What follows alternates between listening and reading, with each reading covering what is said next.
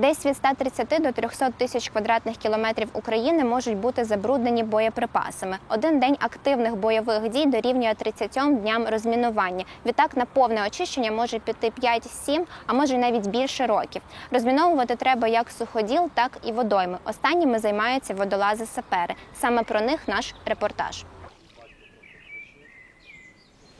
Це називається сигнальний кінець. Ми даємо команди водолазу. Для связи з водолазом. Для зв'язку. Да. Щоб він мог там поворачувати ліво, направо, останавливатися. Якщо водолаз пройшов ось, скажімо, цей галас, у цей сектор, в цьому секторі кожен квадратний метр обстежений. Це 100%. Твои глаза вот эта веревочка под водой.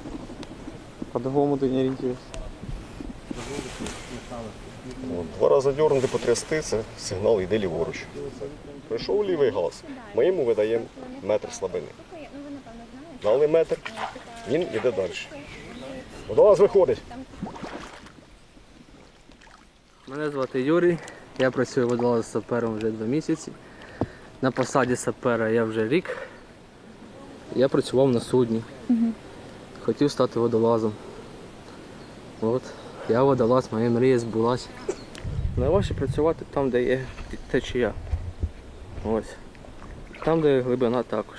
Там найважче, там тиск, там течія. Багато цього є. Цей район, тобто в Ірпені його називають БКЗ.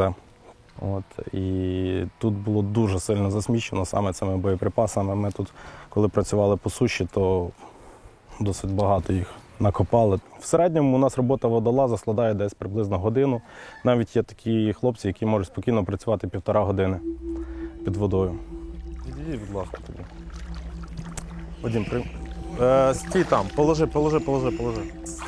Зараз підійде у нас сапер, забере цей боєприпас. Ну, така відстань, звісно, не спасе, але А що може бути таке, щоб він розвідувався? є заходи безпеки, які передбачають так, яких треба притримуватися.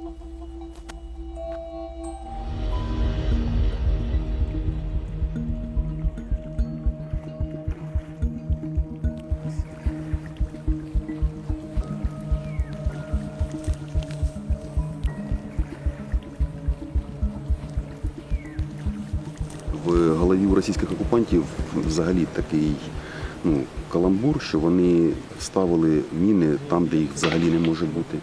Тобто просто люди розтикували, що попало, де попало. І тому фактично всі водойми такі підпадають під підозру.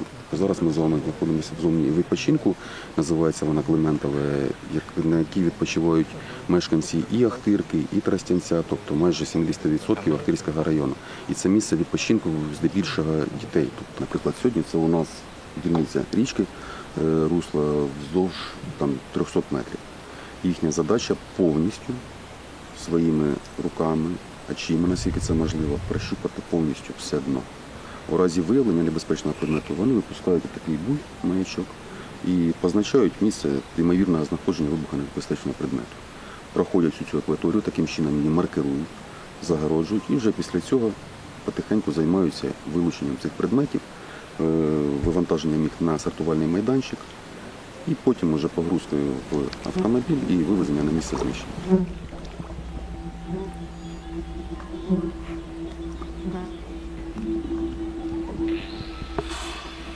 Страшно завжди. Це вибухонебезпечні предмети. Кожен раз є страх якийсь постійно. Не може бути, що без страху. Це дуже небезпечно. З свого досвіду можу сказати, що найбільше у них роботи було весною та восени. Тобто весною це коли морози повидавлювали з землі всі боєприпаси Другої світової війни, а восени, коли в ліс масово йшли грибники, і це все знаходили. І в ті періоди піротехнічні відділення зачасту виїжджали, тобто з МЦШ розрамнів десь і місяця 2-3 вони їздили по всій області. Тобто в них були заявки в Лебедині, в Ахтирці, в Писарівці, в Тростянці. І вони так логістично виставляли свої маршрути, забирали, тобто вони постійно були в роботі. У них відрядження були по неділі, по місяцю, по 2, по 3. І це враховуючи те, що вони займалися виключно боєприпасами Другої світової. То з початком активних бойових дій навантаження на них виросло не в рази, і навіть не в 1000 разів.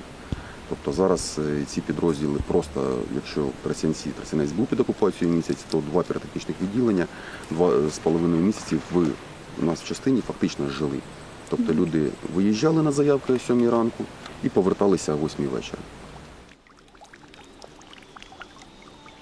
Якщо взяти, так скажемо, період до війни, тому що зараз це трошки по-іншому, це і хобі, і робота 2 в одному. Тобто під водою ти наче в іншому світі. Тобто ти і працюєш, і одночасно відпочиваєш від чогось з якогось будення.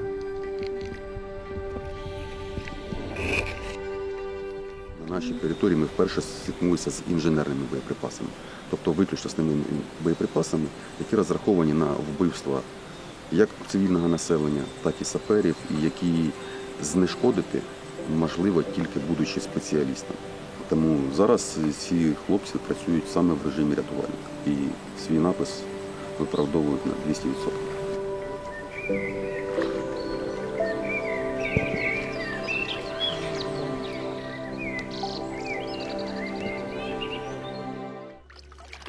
Я отак попрошу отодвинув, все, я її не бачу. Ну, вона тебе теж домовляє.